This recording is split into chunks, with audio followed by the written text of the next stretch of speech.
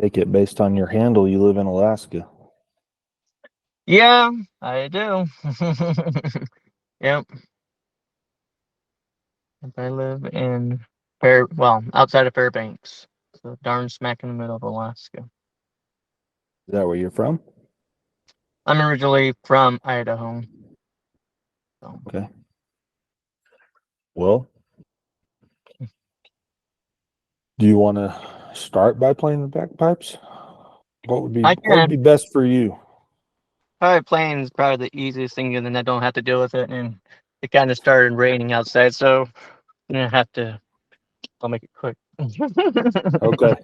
Yeah, we're So recording, so you yeah, can you go can just for it. cut out what you don't want to out at the end. All right, you just gotta put the phone down for a second. So I don't know.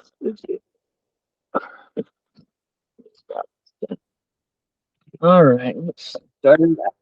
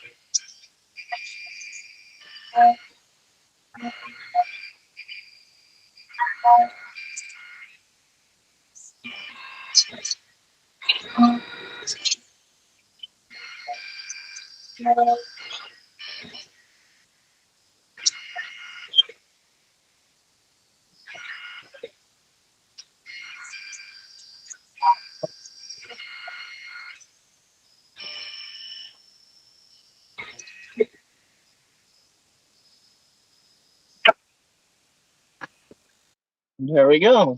Where do we start today?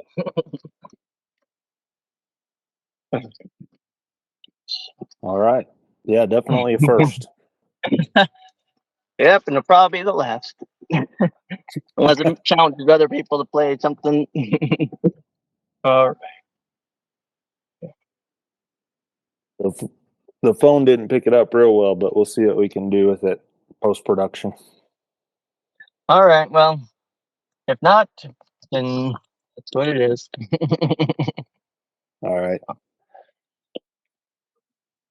Well, I'll give us a brief introduction. I guess you've listened to the podcast before. I should check on that. Yeah, I have. Yeah, I have. Okay. I haven't watched every single one of them, but I've watched quite a few. Good deal. Well, I'll give us a brief intro, and then we'll get into it. You're ready. All right. Welcome to another episode of the S.E.M podcast. We're joined by Andy Harper, and Jack, Bryce, and Zach are back here again to host you. Andy, how are you doing? Doing good. Another day. Great. And where are you calling from tonight? I'm calling from Fairbanks, Alaska. Excellent. It's going to be light all night up there, actually. Right? Correct. Today's the equinox. Yep. Yep, it is. So there's not even 1 ounce of darkness. So That's amazing. Kind of like the mission. So yeah. Yep. Especially if you're up in the Hebrides. yeah. All right. Well, we'll start off with how you ended up in Scotland. Then we'll skip over the mission and talk about what you've been up to since you got back. And then we'll go back and reminisce a little bit. So start us off with getting the call. So I was at BYU, Idaho. That's where I was attending college at the time. It was it was in September. Well, I got the call in October. So I was there, and anyways, my letter got sent to my parents, my parents' home, and I had to hurry and finish some classes that evening, and then I drove all the way from Rexburg, Idaho, to Blackwood, Idaho. And so my parents had my letter, and my grandparents had just barely had built their house, so they wanted to do it there. So we went to my grandparents' home, and all my family was there, and or at least the ones that weren't on the mission. I had a brother that was serving in Poland at the time. So, but everyone that was there. So I opened the letter, and no, my goal was either like I would like a mission call either to Alaska or somewhere foreign. And since my brother, which is a year older than me, was in Poland, it's like, oh, it would be cool to go to, like Russia, Ukraine, or some Europe country. And lo and behold, I opened the letter and I read it, just like everybody else has said in previous podcasts, called it Edinburgh instead of Edinburgh. So, anyways, so I opened and was like, wow, this is pretty cool, because I had a second cousin that plays bagpipes, and I did it like back in the 5th grade or whatever. I did a country project, and I happened to do Scotland, and my aunt and uncle had visited Scotland years and years ago. And so it's just kind of interesting that I got called there. So, and I have half of my lineage comes out of Scotland. So it was really cool to go back to the land where a lot of my great grandparents came from. So Yeah. Awesome. So you didn't play the bagpipes before your mission? no, I didn't. I definitely didn't. I learned actually when I came back from Scotland. I collected some bagpipe books during the mission, but it was when I came back, that's when I learned how to play. Cool. So, and that was kind of a hit and a miss, and at least in Idaho, because there's not a lot of bagpipe players or bands at the time that I knew of. So, Amazing. That's awesome. So then you left February of 08, you said, and then got back February of 10. What you been up to since then, besides learning bagpipes? So learn bagpipes. Well, so I came back from my mission. I went back to, I didn't go back to BYU, Idaho. Came back. It was a little bit of a rough go. My parents run a farm down in Idaho, and it was at the verge of, they were verge of losing the farm at that time. And anyways, one of my former companions, Elder Justin Whitehead, had invited me to Alaska to go work with him resealing asphalt driveways. And anyways, so I made a decision and I went. And my family was not quite thrilled that I went, but I went. And anyways, we'll just say I didn't do very many reselling asphalt driveways that summer because it it rained more than it was dry. So I ended up going exploring hunting with Justin. I went with his older brother, so that's who I spent more time with, because Justin actually enlisted in the National Guard during that time. So, anyways, so I went there, and then I went back to BYU, Idaho. I actually was dating a girl from Scotland, but it was a long distance, and that didn't work out. And then 2 years later, in 2012, I met my wife online. So it was an online. It's where I met her on what do you call it? LDS Planet. I guess that's what it was called at the time. So, anyways, we chatted for like a few months. Then I met her down. She's from outside of Ogden in Plain City, Utah. So met up with her there, and things just clicked. And I guess the rest was history. And I've always actually got married in July 2012. Went back to school in Rexburg, graduated in agriculture business management.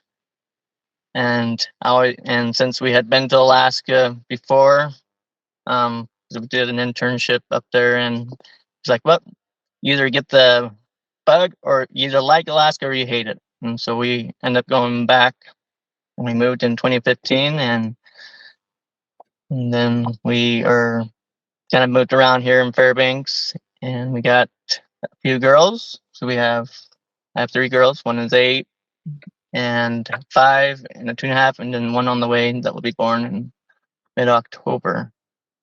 So Wow. Nice. Yeah. Another girl? Another Or do you know girl. yet? Yeah. I just don't have luck. So I just assume, like, yep, it would be nice to have a boy, but I don't hold my breath. So Nothing wrong with being a girl, Dad. no, just have to fight off more people. Well, they're boyfriends. Yeah. That's what firearms are for. Not Alaska has plenty of them. So that's what you do up there now? You're a farmer up there? I work for a rancher. I was previously, just a couple months ago, I was working for the university as a greenhouse manager, researcher for a couple of years, and then I did some other jobs, from working on the pipeline up in Coltfoot, Alaska, which is 11 hours north of the ocean. That was a fun time. Yep, but no, now I'm working for a rancher, and then I run a little small strawberry farm, open field strawberry farm as well. So, and that's a good half an acre, right? Nice. So, That's great. All right. Well, take us back February 2008. You can start at the MTC and just walk us through, companions, areas, whatever you want to talk about. alrighty, so I'm going to start this a little bit. So it was winter when it was snowing, and I've never been on an airplane ever in my life. So that was pretty exciting to go on an airplane from Idaho Falls to Salt Lake. And then in Salt Lake, it was either Salt Lake. We met about half of the elders and sisters, and then when we hit Georgia, Atlanta, then we met up the rest of them. But there was just one occasion I thought was really funny. There's a sister named Sister Sheffield at the time, and anyways, this one guy I was sitting next to on the airplane, he was like, "Hey, who's that sister right there?" It's like, "That's Sister Sheffield." And it's like, it's like, "Is she your girlfriend?" It's like, the name tag thing. And he's like, "No." "Well, you need to make her your girlfriend." And it's like, all right, not this time around. But anyways, it was funny. So, and she probably doesn't even know that even happened. But anyways, so we get to the MTC, and it was raining. I don't know. I said, my neighbor, he served a long time ago in Manchester, England. He's like, "You know what? You better take a picture of the sun, because that's probably the only time you're going to see it." So he actually gave me a picture of the sun to take with me. So I hanged it up in the room.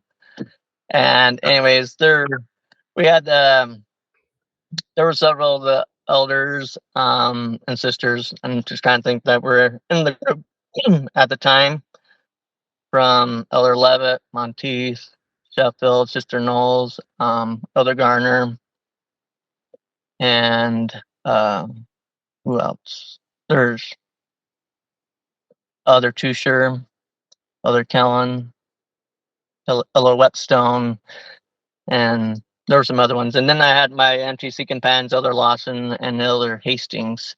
And those guys both served in the Manchester mission. So after that, I kind of lost contact. And it was fun at the MTC. You know, I thought, oh, everyone talks pretty, pretty normal. But there was like this one cook, this old guy from I don't know what part of Scotland, but he was one of the chefs. And he was like just spouting off everything in Scottish. Is like, oh boy, if that's what it sounds like, this is a foreign language. They don't teach this, teach that there at the MTC.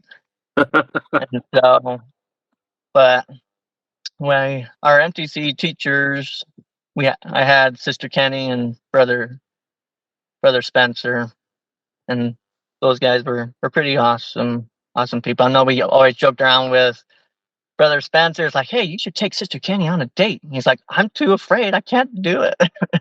I don't know if he ever did it, but he always told us about his mission over in Italy and how, this one lady gave them something to eat, and he said it looked like a stick of butter, and it just like or Jello, and he's like, she gave it to him, and it just wobbled. And one time we just kind of ate a little bit, and as we were walking, we just threw it up, and it hit like a power line or something, and it just exploded all over everywhere. And he's like, oh crap, she's coming back out, and they're trying to pick all these little pieces up, and he's like, oh, it was good, Sister so and so, really good. So that was something that was quite memorable. It was really neat. Well, just like everyone I've heard, like everyone sneaked down to the kitchen at nighttime, either getting a glass of dandelion burdock or, I don't know. There was other, I guess, digestive biscuits. I don't know what they had. Remember what they had, but something like that. Everyone, and then we get in trouble by President Sorensen, and it's like, you're not supposed to be down here. But there's one thing I still love that they had there was the sticky toffee pudding, which is the English dessert. So, anyways, so got towards the end, we did play soccer or football, and that was a lot of fun. It was not very fun playing with the Germans. The German people were brutal. They just like took slide tackle, and boy, and they's like, whoop. It's like, you can't do that. He's like, yeah, what are you gonna do about it? so anyways, because we had they were doing, they came to, even though they were serving in the Hamburg mission, they still went to the MTC in Preston, and then they went back. So they had the Belials, which was the grandparents of Brother Belial in the Airdrie Ward. And so they were there at the same time we were there.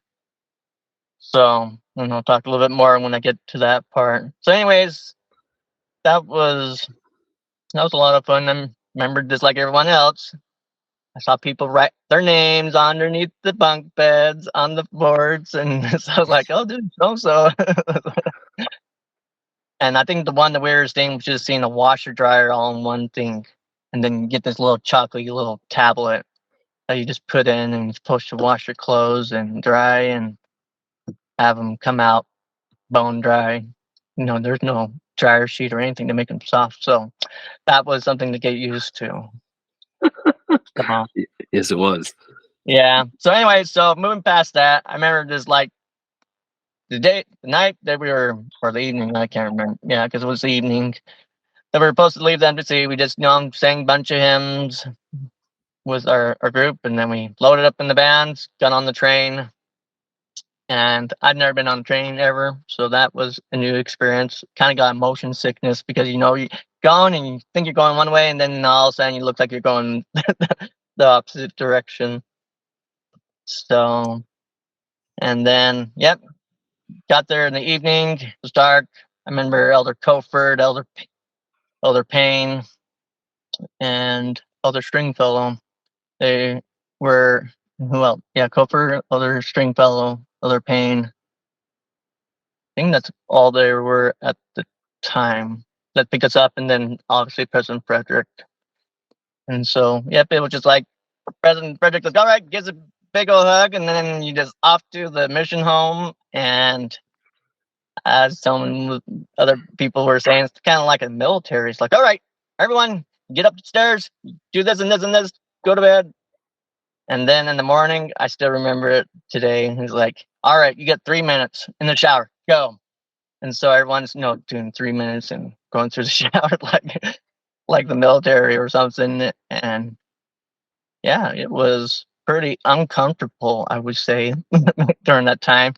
And then you're supposed to, because it's like, all right, everyone, you guys stay up there, and then your trainers will come, and then they will tell you what you get assigned to. And so I remember just sitting up there, just waiting, and then they're all got in a room with everybody, all the trainers, the assistants to the president, and anyways, just got in there, and it's like, all right, Elder Harper, you get to serve with Elder Ray, Elder Down Ray. So, Nice. and you're going to Dundee. So Dundee was the first area, and it was rough. Would you say it was a rough go? Because I was on the train. For whatever reason, I took my wallet out, and I was talking with Elder Ray about something, and then I get off the train, and I didn't have my wallet. So I lost my wallet Oh, man. first day. And then it's like, Elder Harper, I'm sorry, my license expired. You're going to have to drive. And so so I don't have a wallet. I got to drive. And then I got Brother Sloan that we're supposed to go. Well, let me back up. I'm supposed to drive. The zone leaders come pick us up but our car is over in Broad Ferry, so they take us and the sister. Well, no, the sisters had their own car. And anyway, they take us to Broad Ferry, drop me off in El Rey. We pick up the car, and then I'm supposed to, figure it out. And it's this manual. Luckily, I knew how to drive a manual. We would have been in trouble if I didn't know how to drive a manual. So, anyway, so drive the manual, go to Brother Sloan somewhere in town, in city center to pick him up. And Brother Sloan's like, Elder Ray, is this your new companion? Yeah, just gone today. Oh, he's like grabbing the side door. He's like, oh crap, am I gonna die today? So, anyways, we're supposed to go to his house that evening, and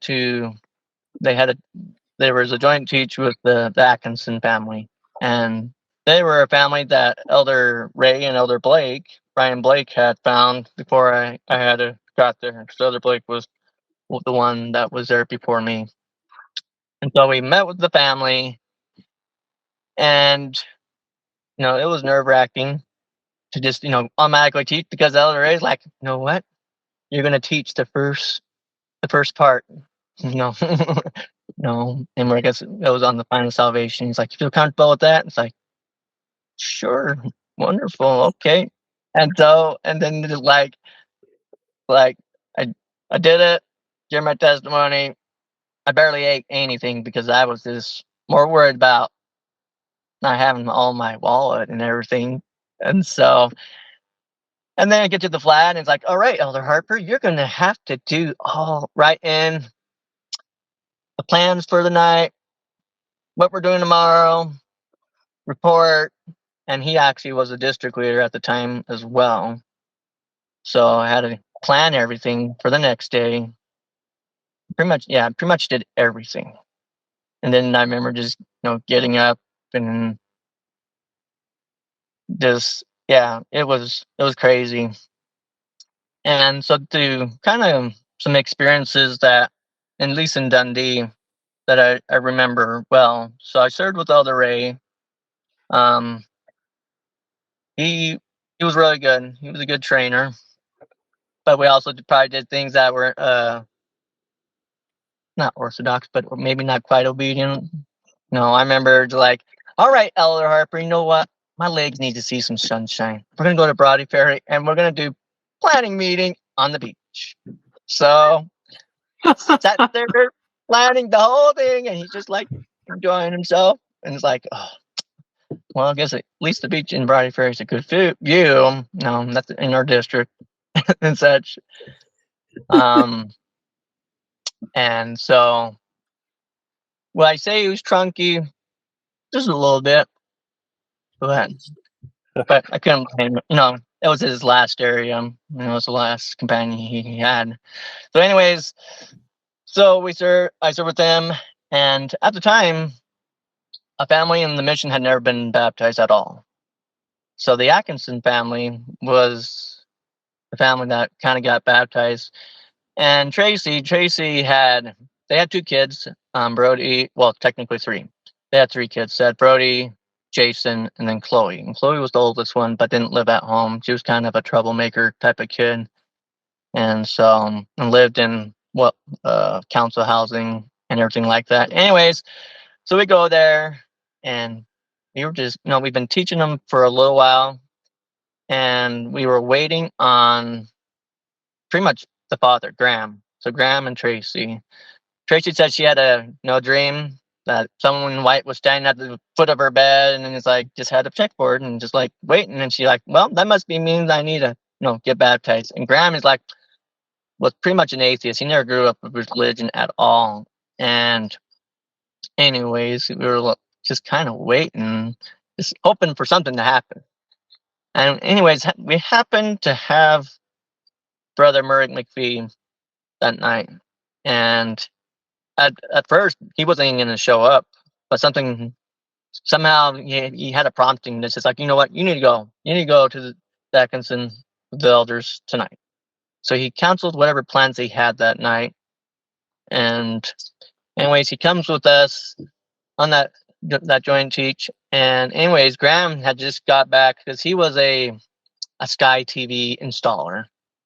So he said that day he had been putting up some satellite on top of some flat house. And he's like, if the church is really true, just give me a sign. The next thing you know, a big roll of something would roll down and pretty much knocked him off the roof. And it was like, okay, Lord, I'll take that as a sign. So anyways, so he decided, you know what? At the time, he said, well, the church is true. And so, which was, exciting. It was a neat experience to have a whole family of, except for Chloe. Chloe got baptized later, but Brody and Jason, Tracy, and Graham all got baptized. And I remember the assistants and President Frederick and his sister Frederick came, and they interviewed with both of them, and then actually I think President Frederick actually baptized Graham because Graham was a really tall guy. He was probably 6'4". He was like 6'4", 300-pound guy, and President Frederick happened to be that tall enough to be able to baptize, and so he baptized them. And then Tracy was baptized, I think, by Brother Sloan, and then I baptized the kids. So that was cool. Nice. That was really neat.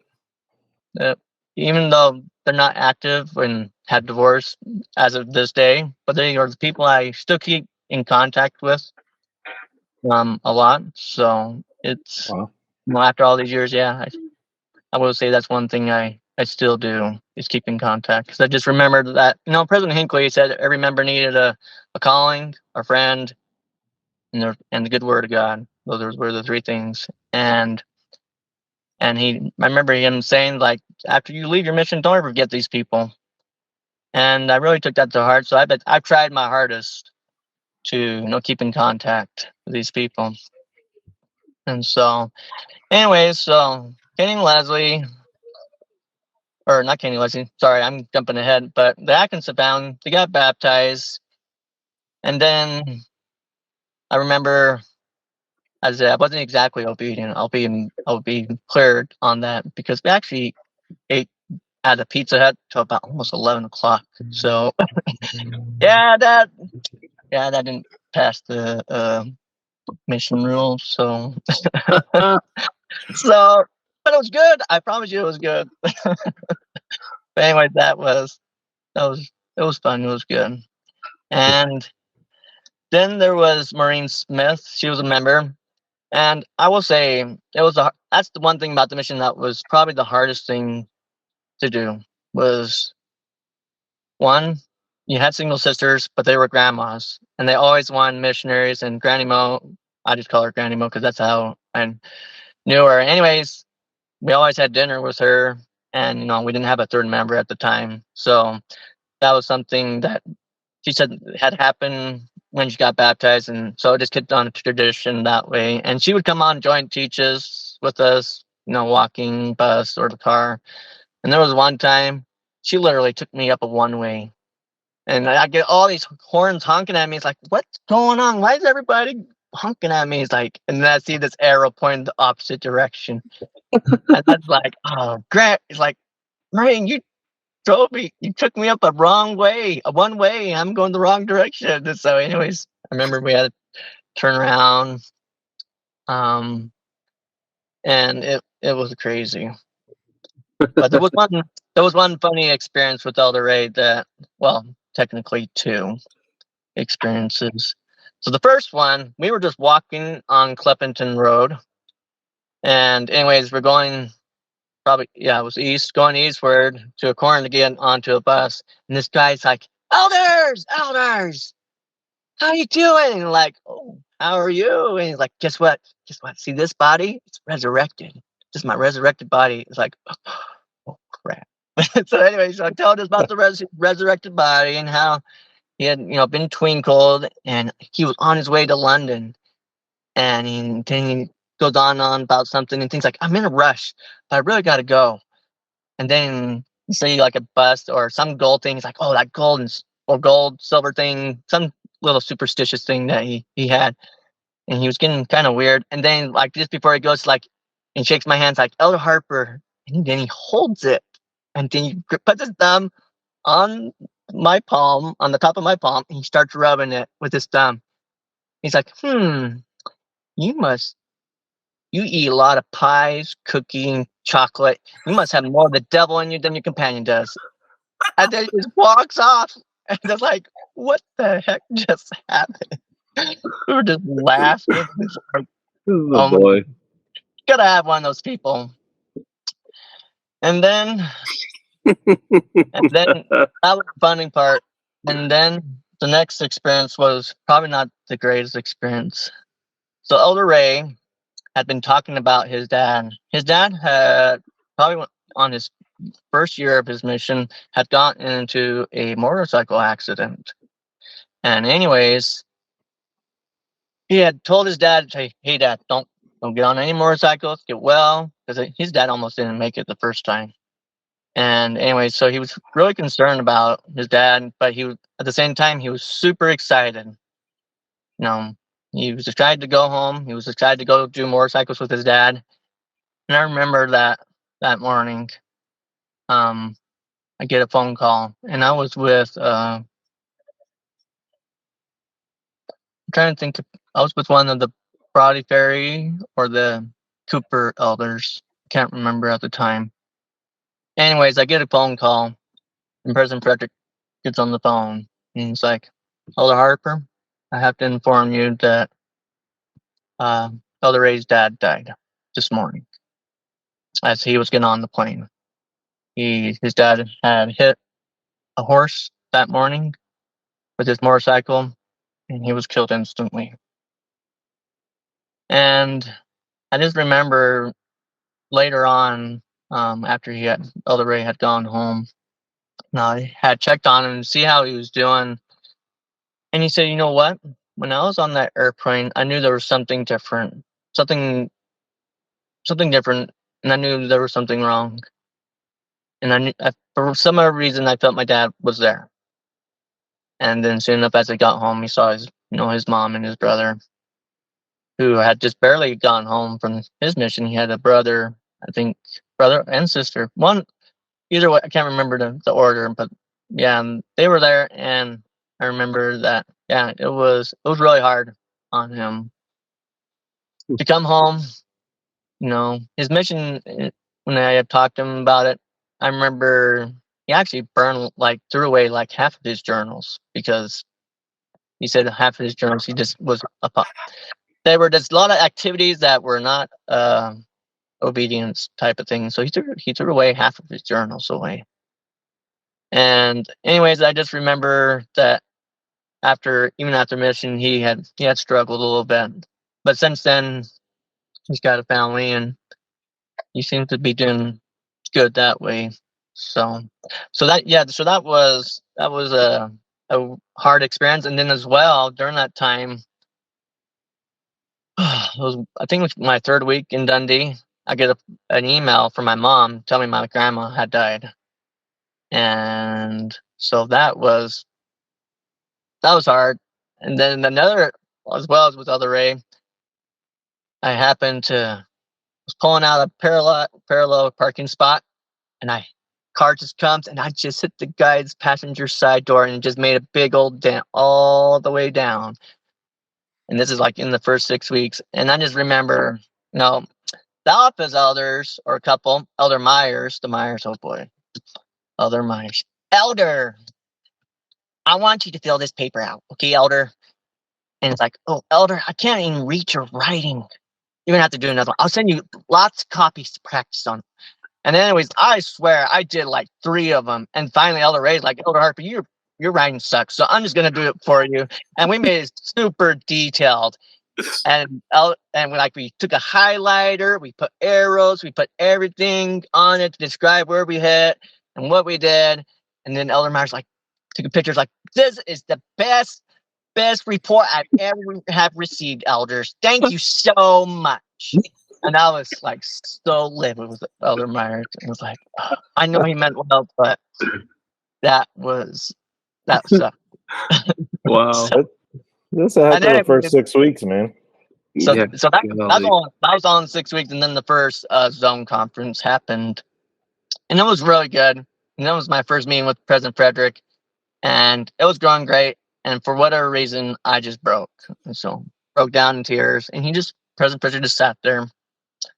And I would say every time I had the president with interview with President Frederick when we did the mission, or what do they call it?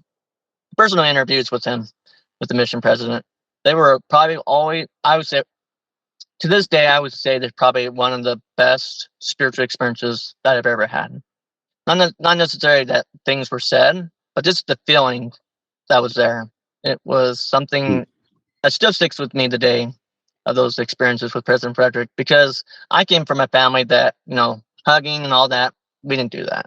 We were like, good job, great, keep going. And I remember him just telling me, he's like, Elder Harper, I know you've been through a lot, but just like President Hinckley went through a lot, you need to forget yourself and get to work.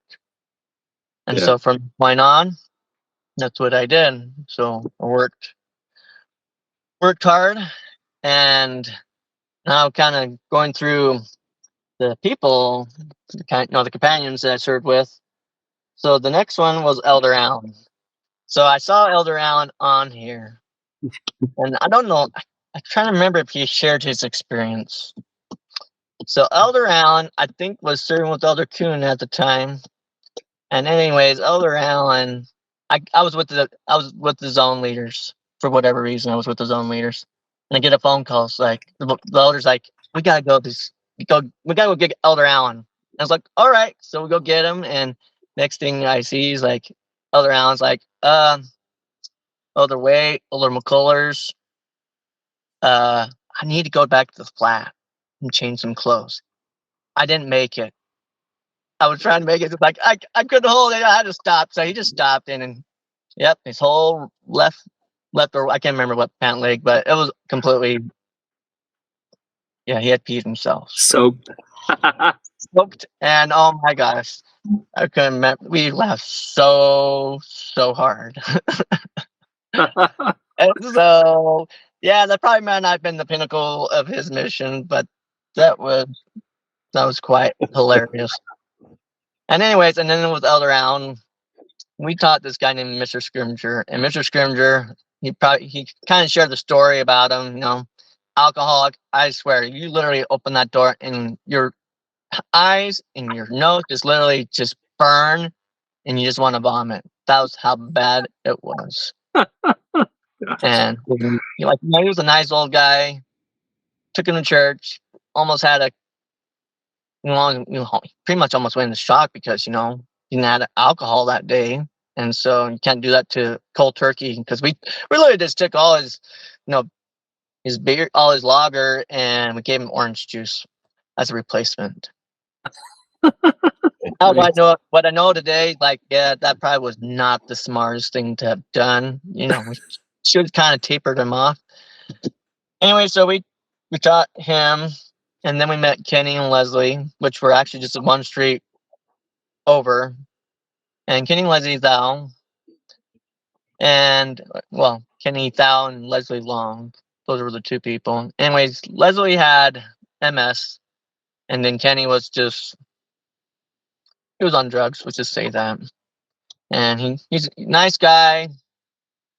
We got both of them to the point where they could get baptized, and I remember Bishop Sneed didn't want to baptize them at all because he didn't think they were worthy to get baptized. And so we kind of fought for a while with that. Me and Elder Allen with them. And finally, President Frederick came, interviewed them, and then Bishop Snee, said, you know what? They've been coming to church, why not?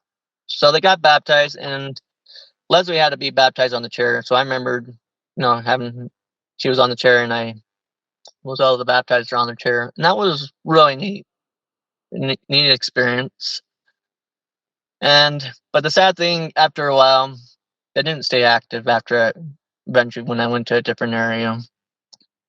And then so that was that. And then another experience with Elder Allen, I swear, he probably was one of the most stinkiest elders. He farted all the time. So, and anyways, he's like, Elder, we're going to do munchie buck or doner kebab baptism. So every time we get to baptism, we go get a munchie box or a doner kebab. And boy, those things were probably the worst things he ever ate. That was not what he needed. But Boy. That was rough.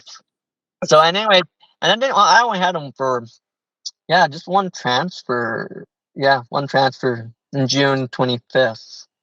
From February and then May 14th.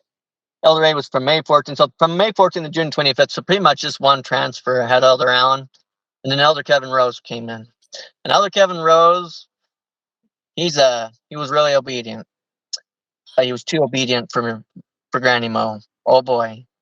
When he's like, nope, we're not doing this eating dinner with Sister Smith anymore. Nope, we can't do that. We got to have another person. And Granny Mo, oh my gosh, she called President Frederick like, I've been doing this for forever, ever since I've been baptized. Why now? And then she told Bishop Snee, and boy, it just created a whole whirlwind of mess. And so, and anyway, she eventually actually let us come, but she hated Elder Rose for a very, very long time. So yeah, he kind of stir up the pot quite bad. And then there was one time, who was it? Somewhere along the line, Craig Snee, Bishop Snee's son, his Dominique's sister just had lost a baby, and for whatever reason, Elder Rose said like, we need someone to go to and teach with us. So he called Craig up during this time and just kind of brushed off the mourning loss of what their family was going through. And Craig, he came out. He didn't mention much of it, but I remember Bishop Snee just calling us the next day. He's like, I'm so disappointed. He was so mad at us for, asking Craig to come when they had a family loss, that her sister had lost a baby. And so that was not such the brightest experience, I guess, with him. And then we were teaching, we taught three people technically, Claire Farley and Simon Farley. They were young kids. Can't remember the ages, but anyways, Claire had a elderitis for Elder Rose, so she was getting ready to get baptized, and Simon got baptized. Not when I was there, but after I got moved out. But so that's what happened. And then the cousin one of their cousins got baptized. So 3 of them got baptized kind of in the moves after. And so, anyways, it's kind of, I'm trying to think if there was any other experiences. I do remember with Elder Rose, it was evening and we were heading back to our flat, and then we got, people were just yelling, it's like, I'm gonna kill you! And so we were literally getting chased down the road. We were running for our lives, hurry up to our flat, and we got there just in time. It was like, my gosh. And then Dundee must have been playing football that night because it was really, really loud. So, and then this one little other experience, I remember there was one less active guy. I don't even remember what his name was, but he literally had like devil statues in his house. And we were sitting on his couch, and he was like playing with a knife in his hand. And we were just like, brother so-and-so, how's it going? And he just like gives us like the death glare. It's like, not going that great, elders. And he just twiddling that knife. I was like, oh crap, we're gonna die here. So like, you're loved, and it's gonna be okay, you're gonna make it. And he just like, I just don't know elders. And then eventually we got out of there with our lives. So that was one of the crazy things. And I guess it's in every town. You gotta have crazy people in every single town. And the next area will probably be the topper, at least for part of the mission. That was the craziest for me. So, anyway, so I was on the exchanges that day. This is on building up to. Oh, I guess I can't forget Elder Van Leuven. Elder Van Leuven and Elder Ashton. So the zone leaders at the time when I was in Dundee was Brett McCullers and Sean Waite. And yeah, it was during the hammer time, which I will tell you right now, it's probably one of the most unchristlike things ever happened.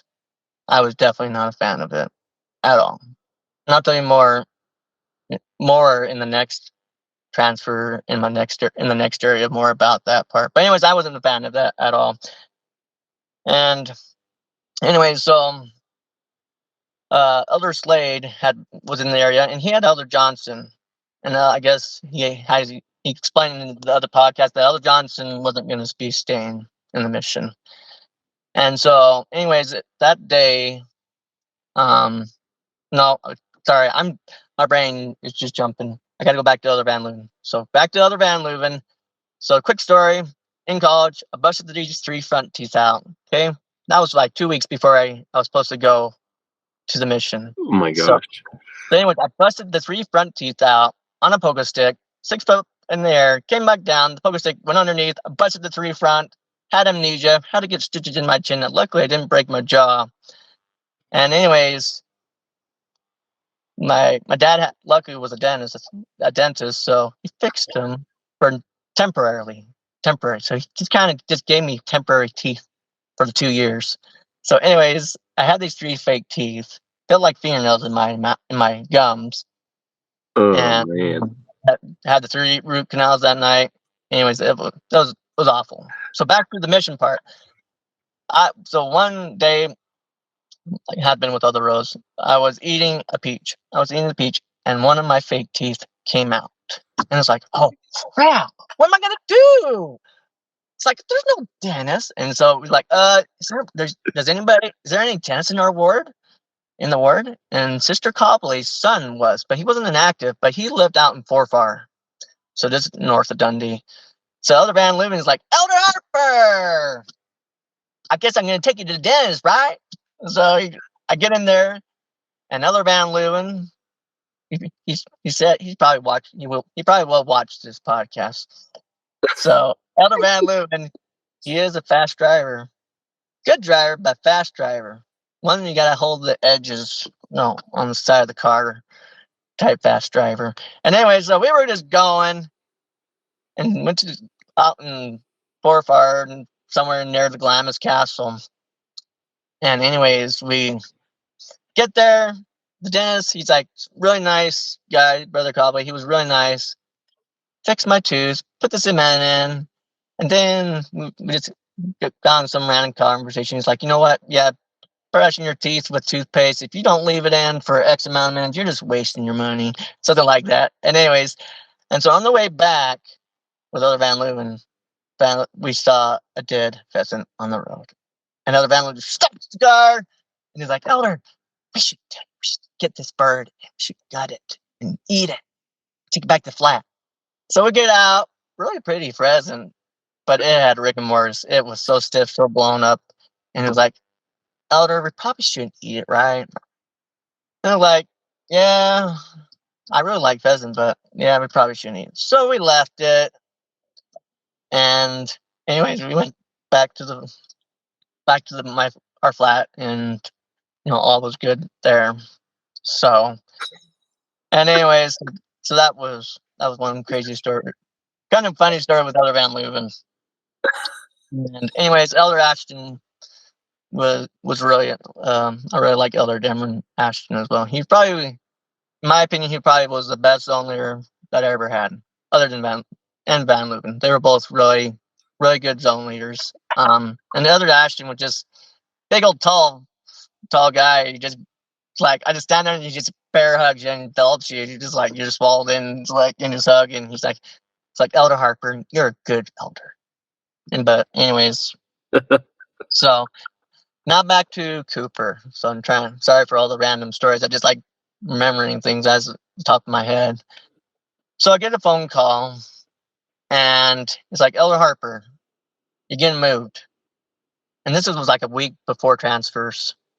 Other Gustafson, or as Granny Mo would call it, Other Gusta Wind, for whatever reason she called him that. Other Gustafson was going home early. His parents were coming to pick him up, and he was going a couple days early.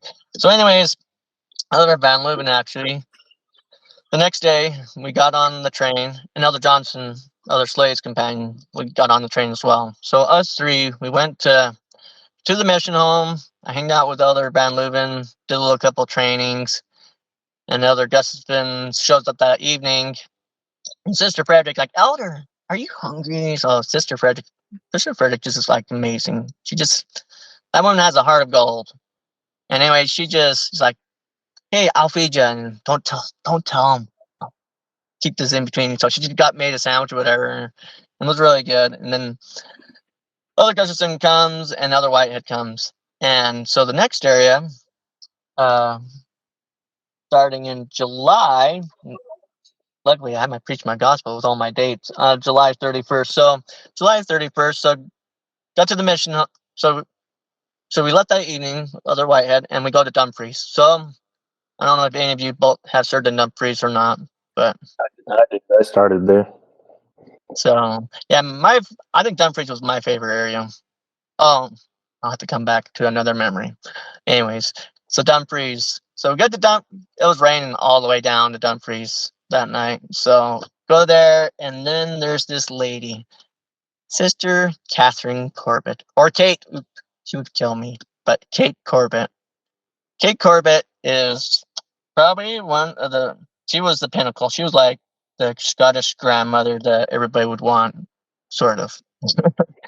Anyway, so we go to her house that evening, and she's like, oh, he's a shy wee elder. He's like very quiet. Seems like a nice boy, Elder Whitehead. And I was like, yeah, I'm good. So anyway, and then she was probably the first time I ever had a 3-course meal, because she's literally like, here's some soup. And it's like, oh, that's wonderful, soup, bread. And then the next thing, she brings out like a whole bottle of slur. Like me and Elder Whitehead, both, Justin and White, we got a bottle of slur each. And then she comes with a big bowl of fruit trifle. And so I was like, I'm going to get really fat here. And this is where it was true. So anyways, so Dumfries was a hard area. We probably spent a lot of time trying to reactivate less actives. And it was huge, because we covered from Dumfries all the way to Annan to Kukubri, and all the way up to Carsperrin, which is almost like a 30 minutes from Ayr. And so it was just like a big giant area. And anyways, so me and Elder Whitehead, one of the funniest memories with him. Well, there's a few. So, and I better stick with Kate. So, for Kate, this lady was hilarious. I mean, absolutely hilarious. She's like, so we were teaching her about prayer. Okay, so it's like Kate, Heavenly Father answers our prayers, all our sincere prayers. He will answer in His own due time. He's like, Elder, I'll stop you right there. See, before you came, okay, couple elders back, she said, there was this Elder Black, that Elder Black pig. And it's like, what? She's like, one night I was praying to Heavenly Father, and the reason why I was praying, because that Sunday, that black pig, he went and told the Bishop Graham Murray, and anyways, sorry, I gotta, like, anyways, Graham Murray, and he's like, Bishop, you get in your office right now, and you she cussed, sit your foot down right now in the office, and like, Kate, just calm down, there's nothing wrong. He's like, see that elder black pig, he's been going around telling everyone that I've been smoking, that she had been smoking in her house, had been smoking. And you know what? He's a liar. And you, Graham Murray, you're no better. You make this stop now. And he's like, hey, just calm down. No, don't you tell me to sit down, Bishop or Graham Murray. This is going to stop, and it's going to stop now. And then she says, and to continue on, she's like, that evening, Elder Harper, see that when that Elder Black, I met his parents when he went home, and they're just wonderful folk, just wonderful people. But that Elder Black pixie, when he flies back to his lovely Ireland, I hope that plane crashes. And if he sails back to his lovely Ireland, I hope that boat sinks. And Elder, that was sincere. It was like, Kate, you can't say that. You can't say that. Oh, yes, I can. I'm Kate Clark. I can say what I want. And see, you know what? Not any different. See, you think I can't say what I want? I can. Because yesterday, see that Margaret, which is our neighbor. See that Margaret? She says she's a Catholic. She's not. She doesn't go to church. And I told Margaret, see, Margaret, you're nothing but a liar, and you're going to go to hell for it. And it's like, Kate, what are you doing? You can't say that. And it's like, yes, I can. I'm Kate Corbett. And she goes on and on. Like, she's not afraid to speak her mind. But the funniest thing is, like, one time, she was telling us about a story how she fell. And anyways, before she had joined the church, she was a member of some Catholic thing. Anyways, she fell down. And she wakes up, and next thing you know, she sees Father so-and-so. Oh, you? Hi, Kate. It's like, oh, hi, Father. And anyways, she's telling us how she got up and had a big old bruise. And anyways, we happened to be at a street crossing and it's like, Kate, she's like, elders, I don't have time. We're crossing the street. It's like, Kate, it's red. There's lots of cars. Elders, don't worry about it. I'm Kate Corbett. They'll stop for me. And next thing you know, she's just walking across the street, and the cars are honking, and she makes it over and says, see, boys, see, sons, I did it. Now keep going. And so, obviously, we went the crosswalk, but she was just a funny lady. She would right back in Kate's living room with you telling the story. It's fantastic. And anyway, we just... Kate was funny. She literally got up one testimony meeting. It's like, see you people, see you. You don't help my boys with the work. You guys are nothing but liars. Lazy. You need to get off your backsides and get up and help these boys do the work. And then she just finished her testimony and went and sat down. And it's like, but everybody knew Kate well enough. It's like, oh, that's just Kate. That's just Kate. So... now to another funny story. So with Elder Whitehead, we went to this lady, Yvette Cryon, just little lady, blonde lady. She's from England, and she lived in this big, giant mansion. It was 3 stories tall. This mansion had 2 large snooker tables, 6 pool tables, and a large kitchen, and she had a couple cats. But anyways, it was haunted. This place was haunted, and I'll tell you why. So we were sitting in her family room, or the bar room. It was white. Everything was white. Couches, carpet, everything white. And then you have the liquor bottles, whatever, for the bar. Anyway, she's like, Elders, have you ever seen orbs? And it's like, what the heck? You know, being an idol person, I had never heard such things. See the Elders, and it's like, what's an orb, Yvonne? We'll see. She shows me a picture. Little ball light in her backyard. Yeah, it looked like a light. Something with the camera. No. Just wait. Here's another one. So the light gets bigger and bigger and bigger, and she's giving us several pictures. The next thing you know, the whole thing was covered in light, and then you see an old man's face in it. And I was like, gosh, that's creepy. And it's like, Elders, that's not it. Last year, my son took another picture in a different part of the back garden. And same thing. Light, full picture. And then you see a face of like a little baby girl, like a baby girl. And I was like, yeah, we might want to bless this place. It's like, I'm not disturbed by it, you know. I go to bed upstairs, and she sleeps on the 3rd floor. I don't know why. The lady had double hip surgery. But anyway, she's sleeping on the 3rd floor, and you know what? She's like, Elders, I just want these spirits just to be at rest, calm. And you know what? Because sometimes I just hear those keys in the kitchen just clinking, just going side to side. And it's just her and a cat. And he's like, my cat's right there. And she just hears things going downstairs in the kitchen. Oh my And god. it's like, yep. He's like, yeah, let's definitely bless this place. So anyway, so we did it. It was better. And that was that.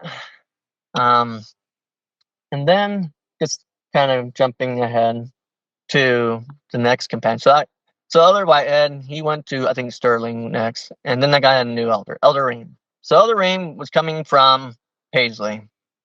Not Paisley, Irving. He was coming from Irving. And he hadn't been out on the mission very long.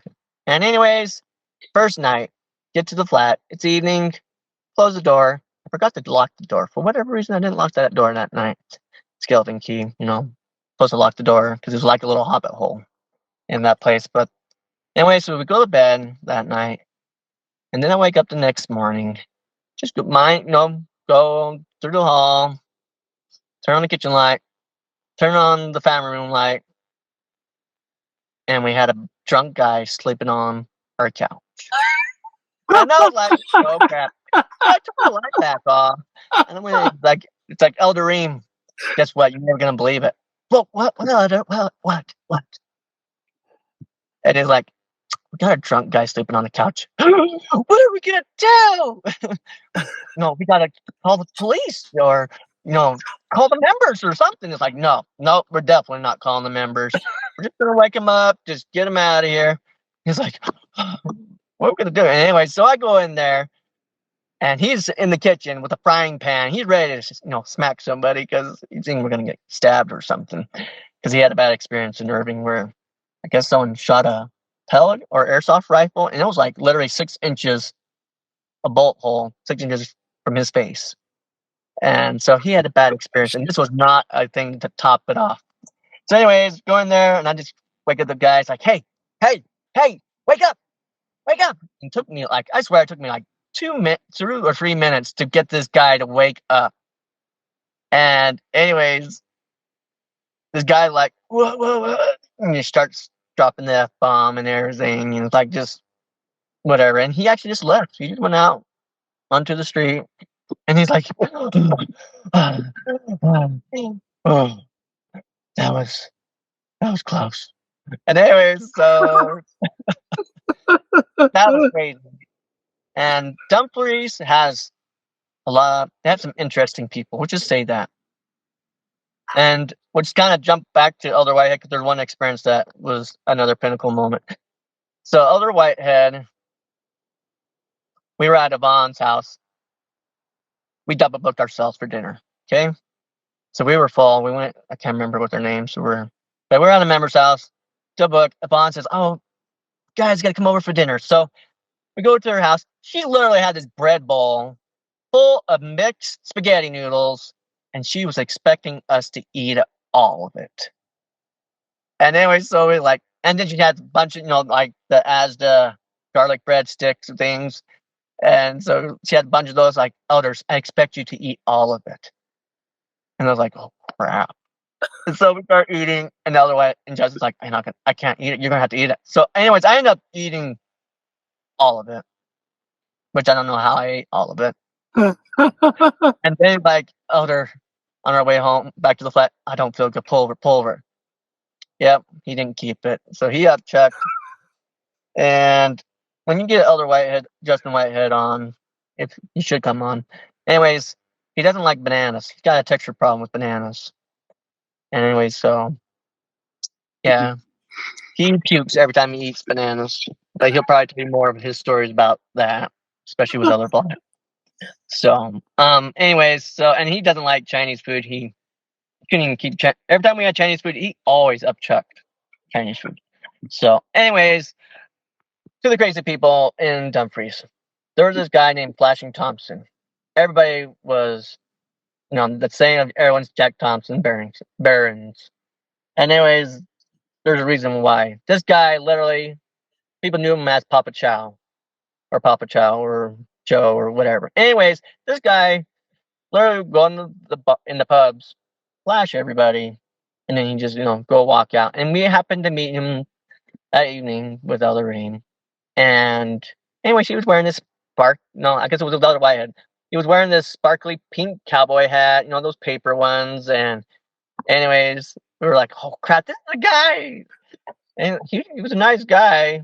But as soon as we 20 feet, you know how it is. They just start cussing and swearing and calling you Bible bashers or whatever. And anyways, it was crazy. He just kept on going, and yeah, that was it with him. And then the other experience that just came to my mind, this one is a pretty big one. So the Simon Han, came out and joined Teach. We went and knocked on this guy's door. This door is probably 9. I think that those doors, some of these doors about 9, 8. No, they have to be about 9 foot tall. They were really big, those big doors in some of those flats. Anyways, we knocked on it, and this guy literally opens the door and he ducks. This guy was almost 7 foot tall. And he was 350 pounds. He's like, come in. And they're like, okay. They're coming in, and he's like, don't worry about my girlfriend, which was some old guy's, junk out of his mind. And then he closes down, and he sit down, he's like, stands up, and he gets kind of mean. He's like, which one of you stole my Andy Stewart CDs? And Justin and I were like, who in the heck is Andy Stewart? And we look at you, not us. You did too. You stole it from me. And this guy was getting really angry. And then he just gets up in Justin's face. He's like, are you afraid? And Justin just looks at me, he's like, with his dreadful face, like, no. Good. And anyway, so he sits back down, and anyways, and then he goes over to Simon and grabs both of his suit lapels. He's like, you look sharp, look good. Keep dressing that way. And then we ask him, so when can we come back? Well, I'm drunk Monday, Tuesday, Wednesday, Friday, Saturday. You can come Thursday. And so we're like, okay, we'll come back Thursday. So we went back Thursday, and obviously he didn't answer the door again. So anyways, so there's that. So yeah, so the Dumfries was crazy. We went all the way out to Carlsbad because there was 2 members that lived out there. One guy that was less active named American John. Some guy with long hair, beard, really nice guy, and we actually got him to come back to church for a good while. And Sister May So, I don't know, she was this lady from Singapore, and she had a son in Glasgow named James Chalmers. But anyways, I remember this one time she just fed us this black spaghetti with blackberries and stuff. It was interesting. I thought it was like squid or something, but it was just black, dyed noodles. and it was really good. And there was one time there was an accident out there, and we had to call 911 because the guy literally just wheels were sticking up in the air, driving. He's like, I'm okay. He's like, okay, that's good. So, anyways, but so that was that. There's probably a lot more stories, and I know I don't have a ton of time because you can tell stories for hours. But I guess one of the big pivotal moments that I probably got from Dumfries from Bishop Murray. I guess I gotta tell one more story. Bishop Murray was that. He shared a story when he was his wife was from Paisley, and how he's like, it's like, you guys need to make sure you always do your home teaching because you don't ever know what's going to happen. And short story short, there was a family that hadn't been taught. They were supposed to go check on them. They hadn't seen them in 3 or 4 weeks. They go to there, and the neighbor knocks out some weird smell coming from the door, and they find out that the Murray family, this mother and 3 kids, had died, and they had been dead for about 6 weeks. And if the members would have gone and did their home teaching when they had the promptings to do it, they would never have died. And so that was one kind of thing that has always been a pivotal lesson for me in my life, was that one that Bishop Murray shared. So, and then Hammer Time. So the story about Hammer Time, this is not, I told everybody, like, I'm sorry, but I don't care. I might throw you under the bus. If I do, I'm sorry. Lessons are supposed to be meant to be learned. So let's get to it. So we were supposed to have a district meeting. So we go into Livingston. So we drive to Livingston, and this is with Elder Whitehead. Back to him. So I was with Elder Whitehead, and go to the district meeting, and the assistants happened to be there. Elder Mulford and Elder Johnson. Jeremiah Johnson. And anyways, so we get there. Elder Monteith was our district leader at the time. And it's like, all right, Elder Harper and Elder Whitehead, the assistants want to see you. It's like, oh, okay. Go in the room, and it's like, elders, I don't know what in the world you guys are doing down there, but you guys, your numbers suck. I mean, they literally suck. You haven't had any baptisms, you haven't had any of this.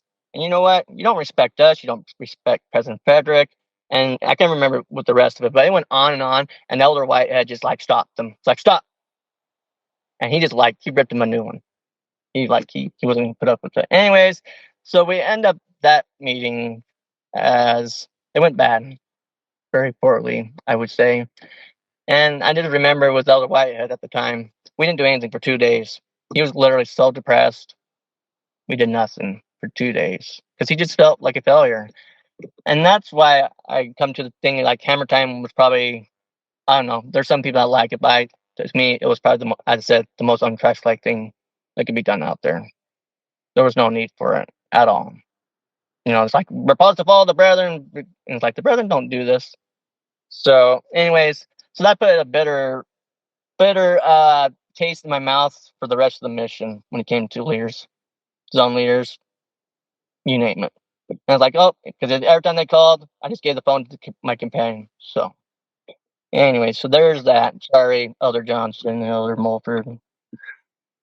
But I'm going to say, I said the mission was not all pinks and roses. It was hard. Definitely hard. So I do remember reporting 5-6 times a day, especially in Dundee. We did a lot of reporting. And it's like, oh, I couldn't do. That was just way too much. So, all right. So it was December, and I'm going into Airdrie. I got moved. Kate Corbett had bought me a birthday cake. I was ready to have, supposed to celebrate my birthday, and then she finds out, and she was so mad at President Frederick. She's like, President Frederick, he's a nice man, but nope.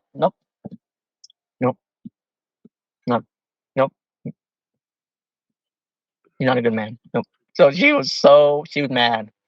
So I get moved to Airdrie, and Elder Chatwin is who replaces me, and I go replace him because I guess he was just really good with the ladies over there. I guess I don't know. They had elder eyes for him, and something happened over there. So I went replaced Elder Chatland before Christmas time.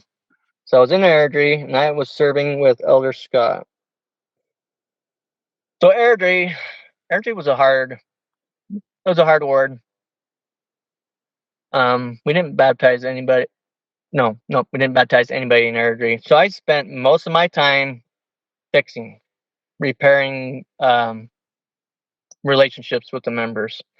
And probably one of the hardest things I ever had to do there, Bishop Forsyth at the time, it's like, elders, I need you. I don't remember if it was Elder Scott or it was Elder Loins. I think it was Elder Scott. Anyways, we had to deliver 2 excommunication papers, 2 letters of excommunication. Bishop Forsyth had us go ahead and deliver them to these people. And I just it was just probably one of the worst things I had to do. But anyways, in the Airdrie ward, we spent a lot of time repairing relationships. And then we ran into Brother Johnston, Brian Johnston. He had to give us a member referral. And this is the Sinclair family, Catherine and Katie, and then her twin brothers, Ross and Callum Sinclair. And anyways, we started teaching them for a good while. Catherine was going through a rough divorce. She was smoking. And I remember at the current time, Elder Bear and Elder Rose were the zone leaders at the time. And anyways, they're like, elders, you need to go ask for the cigarettes from Catherine. And we were like, okay. So we went there and she's like, I can't do it. Nope, can't do it. And we told him sorry, Elder Bear and Elder Rose, they can't do it. She won't do it. Like, well, you need to go back there and you need to invite her, tell her in order for her to get baptized, you guys need to do it. And it's like, I don't feel good about doing that. So we didn't do it. And then the next thing we find out, the zone leaders went themselves, invited her to be baptized. And boy, we were livid at that time.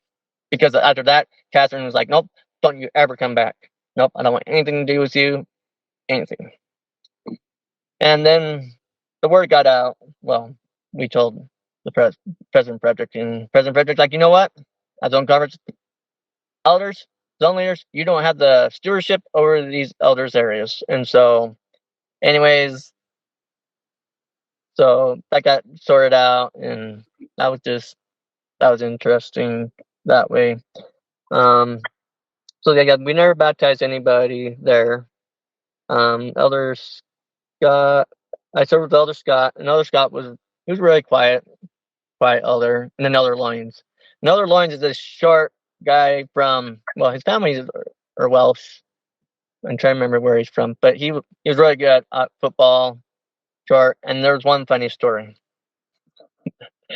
So he's like, elders, like Elder Harper, I need to go to the hospital or the clinic. And it's like, why? Because I got an infection. Okay. So he goes to the clinic, comes back out. Like, Elder, I gotta call Sister Frederick. Call Sister Frederick. Sister Frederick, well,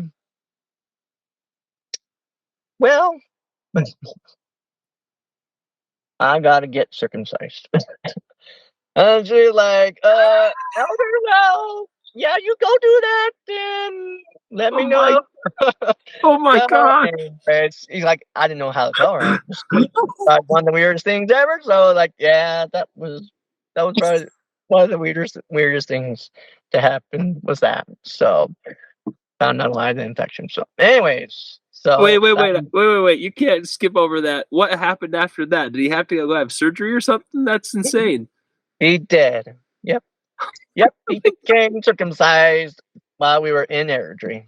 So.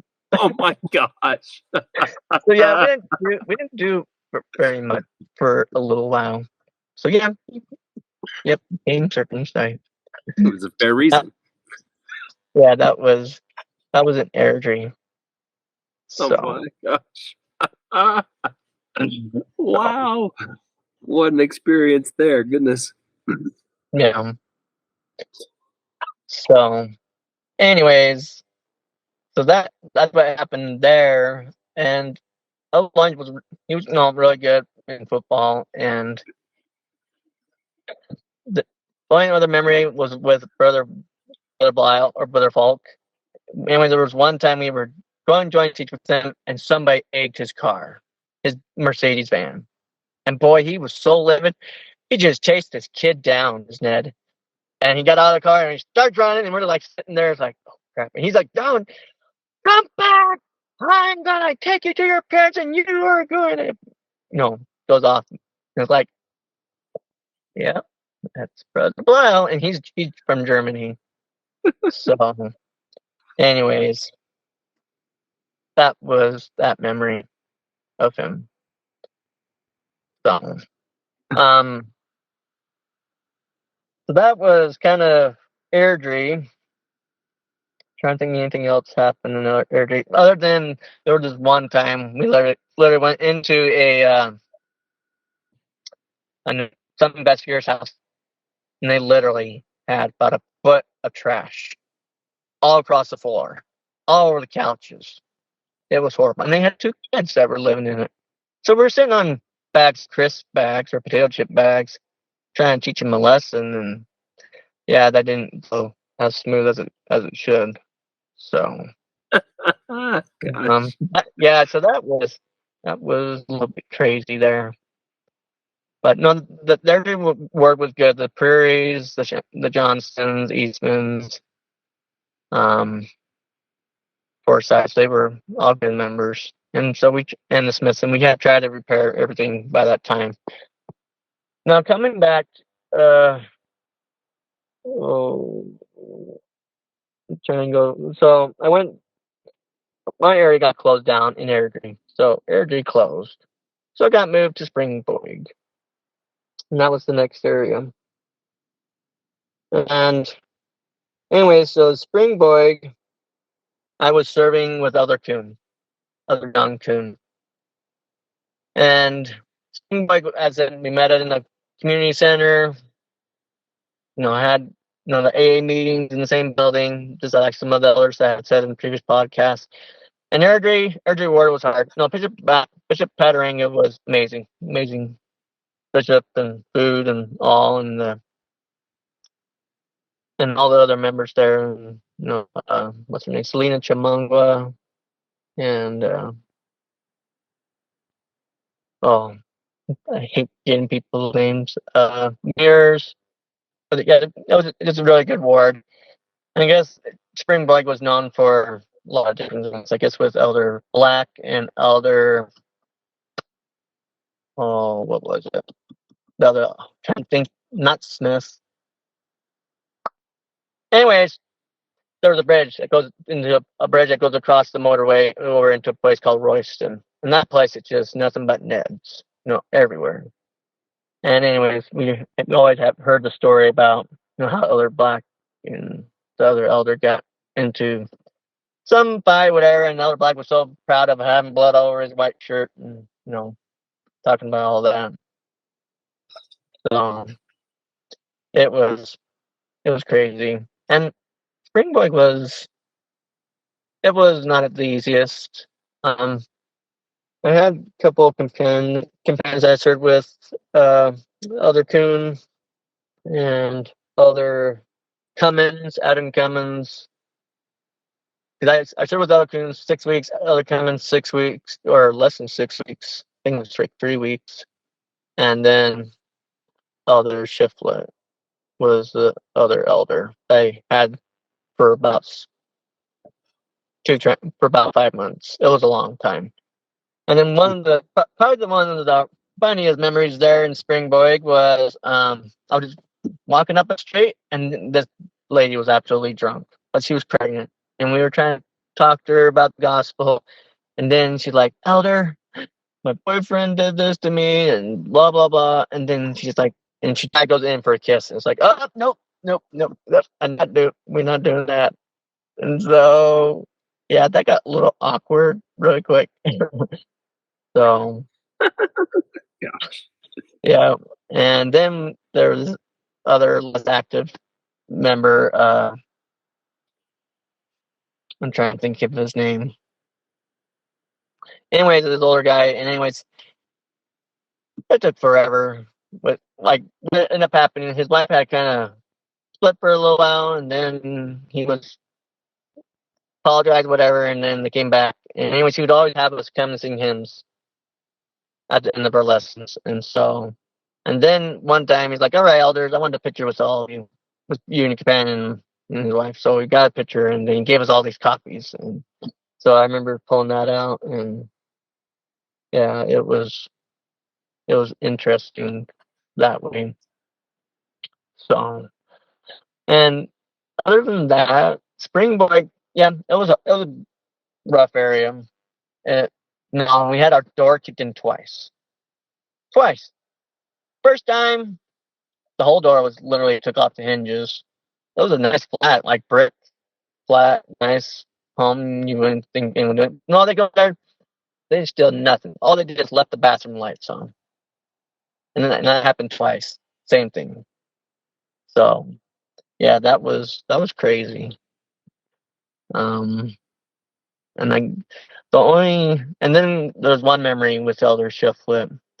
Brother Goldberg, if you know him, that man has, I don't know, he said he has 3 different terminal cancer diseases, but he can sure run with, he has braces on his legs, and he's like, "Elders, you know what? I cooked the best curry ever." And it's like, and the Elder Shift like, "Well, you don't cook the hottest one.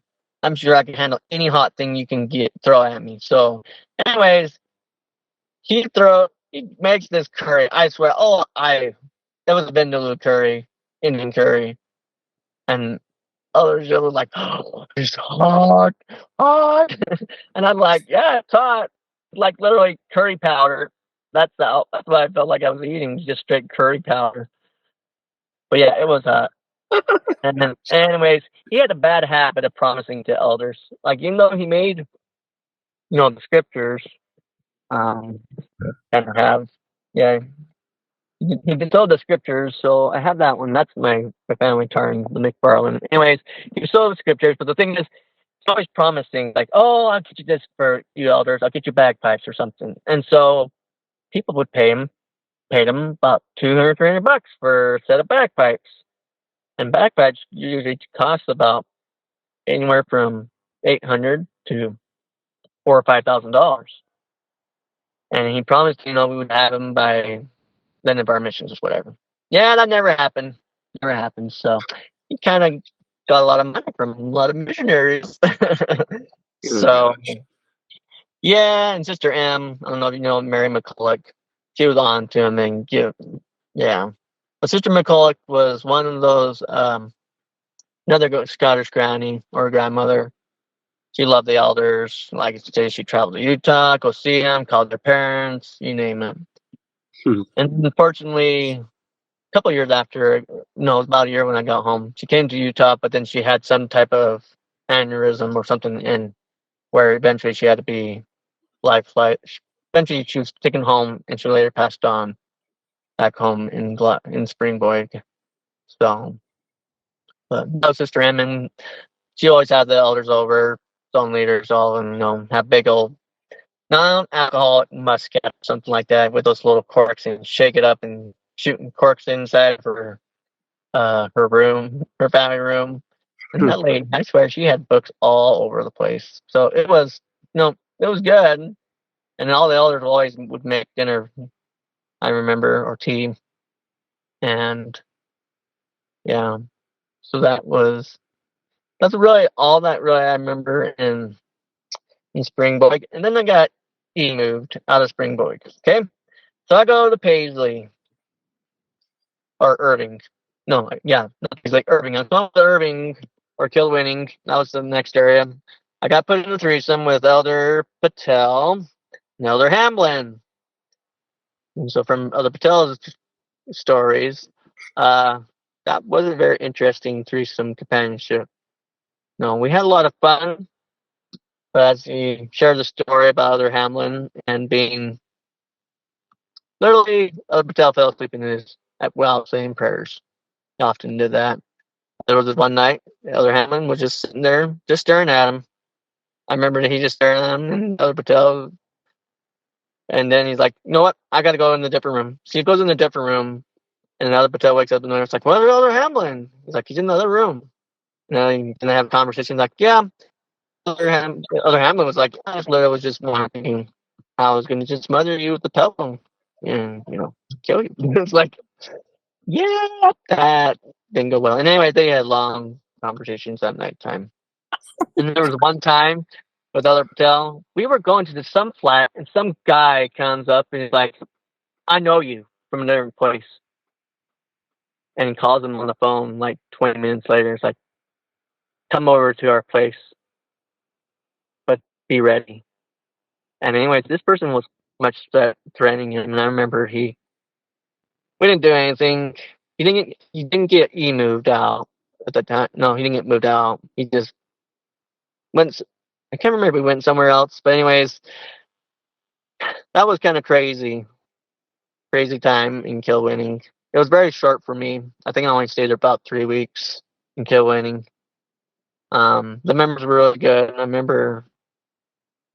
Oh, I can't remember. I think her name was. Oh, I don't want to screw it up. Anyways, we went to a different. Went to another.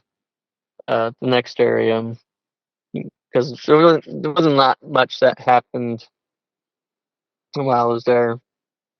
And I got moved to Paisley, and Paisley was one of the last areas I served. No, I think. Oh, sorry, I'm skipping areas. All right, no, so I went from Airdrie to Kilwinning, so I totally skipped areas. So I went Airdrie, Kilwinning, then Springboig, and then to Paisley. Okay, so sorry, I messed up my areas where I was serving. And so Paisley was one of the last areas, and one of the hardest things was in Springboig was we literally had 11 people, and then we had none people, and we were just getting hounded by the zone leaders. Like, you need to improve your numbers. You need to improve numbers. It's like we can't. No, we can't. We're not teaching anybody. Remember, no one is in their houses all the time because we try to spend as much time with the members as possible.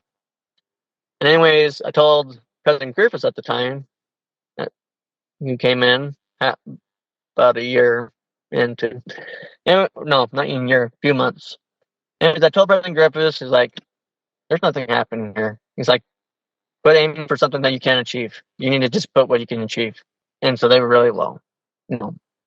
Like, I don't know, I think it was like 3 joint teaches, 1 new investigator. It was like bad. And we felt bad. But that's the only thing that was happening. And anyways, it's like President Griffiths, I haven't baptized for a very long time. And I just remember him sending me a letter promising, he's like, Elder, if you do everything that you're supposed to, I promise you that you will baptize in your last area. So the heavens will be open, the doors will be open, you will baptize. And so I get moved to Paisley. Springboig closes. Another area that closed. I felt like I just closed 2 areas. Anyways, they closed Springboig. I go to Paisley and I serve with Cade Lubeck. And so Elder Lubeck, from the previous time I had met him earlier, when like a year before that, I didn't think much of him. I thought he was a little snob, prideful person. And anyways, I didn't think he was that great. And then when I started serving with him, he had turned around a 360. And then I had a lot of fun with Kay Lubeck. We were teaching 2 people at the time, Harry Callan and Chris Struthers, and then his mom. And anyways,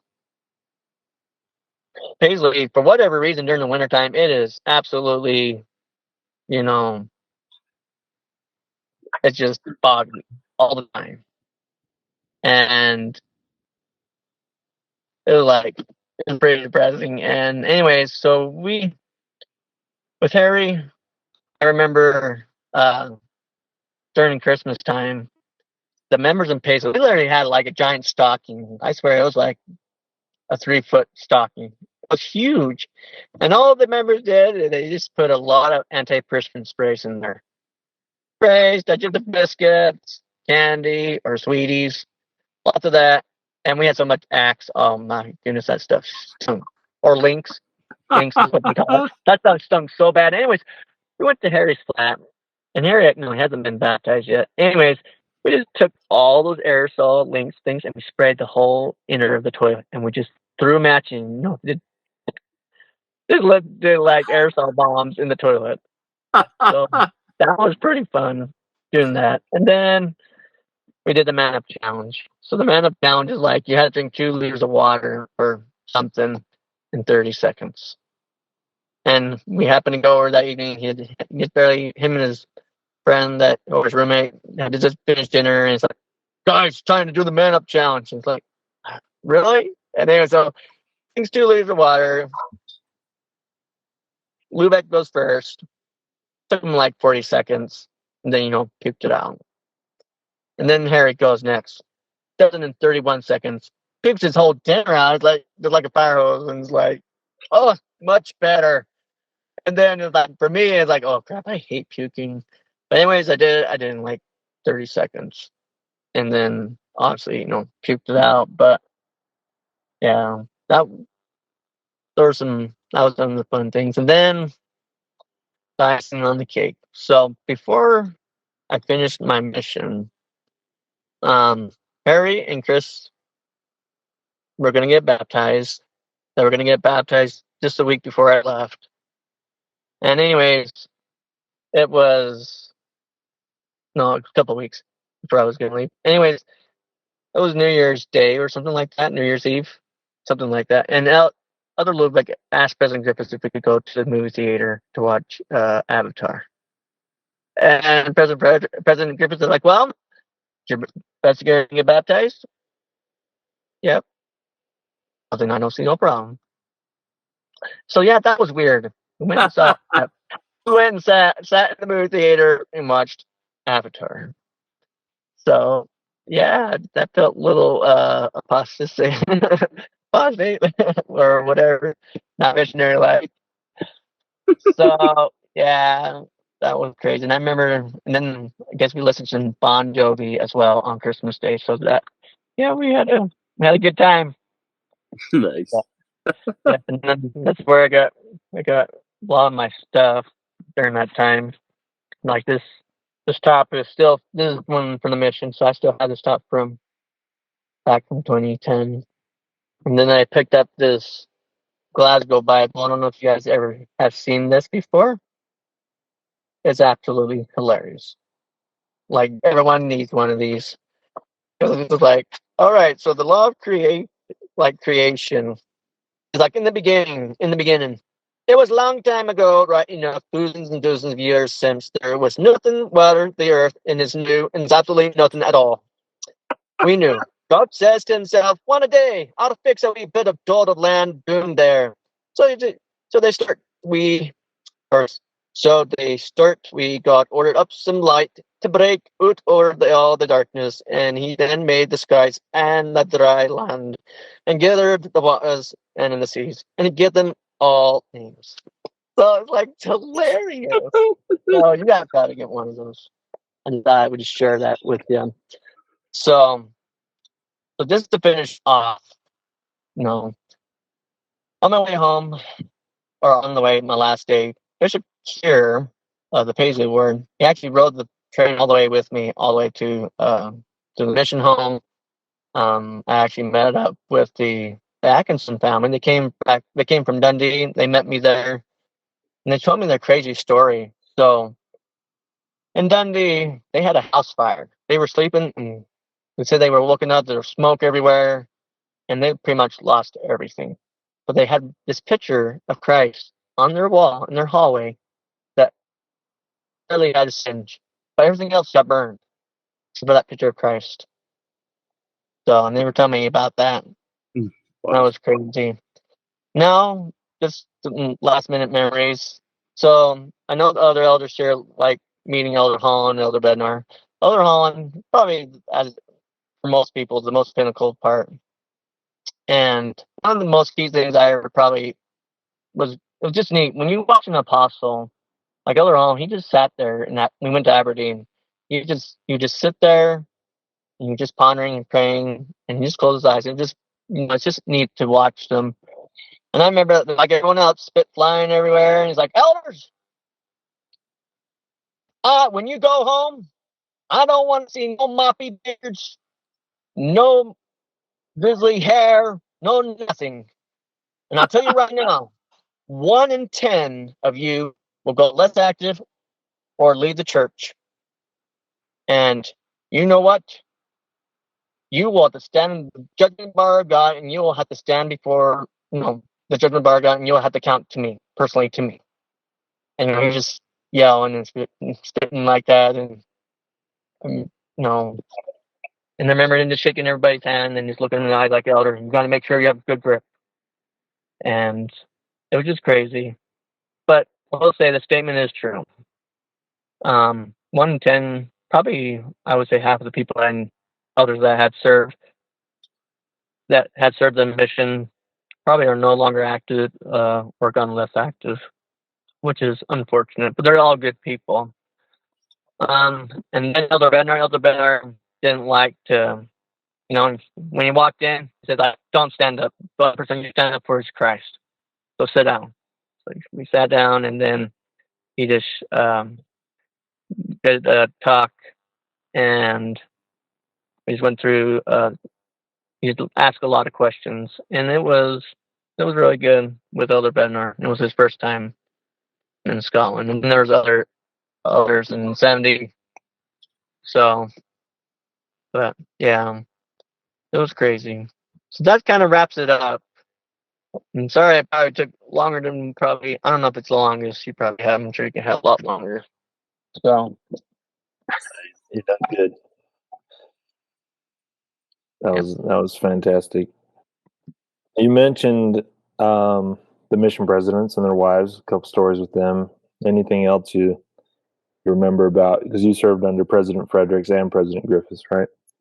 yes, I did.